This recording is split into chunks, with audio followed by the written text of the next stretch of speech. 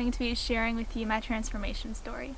I've always grown up in a Christian household and going to church, but I never made my faith my own. It was a borrowed faith, meaning that I was a Christian because my parents were Christian. I never had a personal relationship with God, but that changed when I was in middle school and some friends of mine invited me to the Scotts Hill youth group. And when I went the first time, I was like, I'm definitely coming back, because I had just been so spiritually fed in a way that I really didn't know was possible, because I'd never experienced that before. So after going to the youth group for a couple months, I convinced my family to start going to Sunday services and listening to Phil's sermons, and our entire family dynamic changed spiritually. We had all gained such a thirst for the word that we had never had before.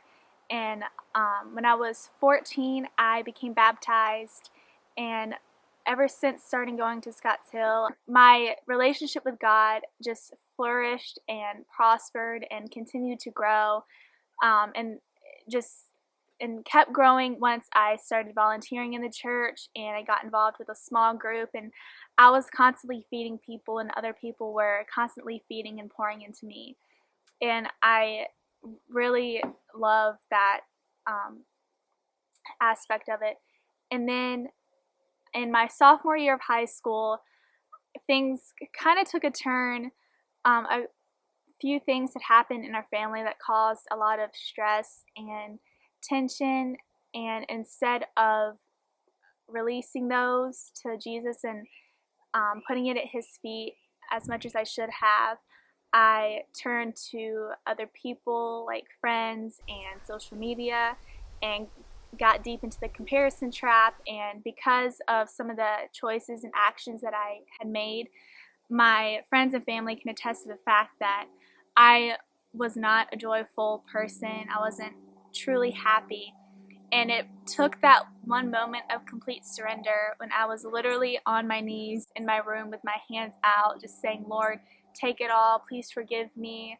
I'm giving all of my worries and anxieties and burdens to you. And for some people, it might, take a longer or shorter period until you come to that realization, depending upon, where you are in your spiritual journey. But once you do that, you feel so free, and like such a weight is lifted off your shoulders, because we had the luxury of being able to release all of that to Jesus. So I have two Bible verses that I want to share. The first one is Hebrews 2:18, and that says, "For since he himself has suffered when he was tempted, he is able to help those who are tempted."